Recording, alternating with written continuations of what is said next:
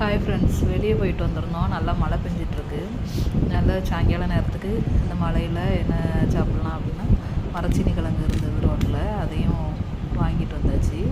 நல்லா வாங்கிட்டு வந்து நல்லா அவிச்சிட்டு அப்படியே உப்பு, மிளகு, பச்சை மிளகா, வெள்ளைப்பூடு, அப்புறம் உப்பு, ஒரு சின்ன துண்டு புளியும் வச்சு ஒரு மிக்சியில் ஒரு சுற்றி அப்படியே அந்த சூடான அவிச்ச கிழங்கையும் முக்கி சாப்பிடும்போது அவ்வளோ சூப்பராக இருந்துச்சு.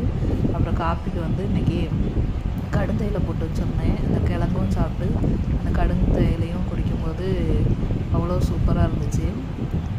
ஒரு கடி கிழங்கும் சாப்பிட்டுட்டு அப்படியே கொஞ்சம் கடுண்டையும் மாற்றி மாற்றி சாப்பிட்டோம். அவ்வளோ சூப்பராக இருந்துச்சு மழை நேரத்தில் அப்படி சாப்பிட்றதுக்கு.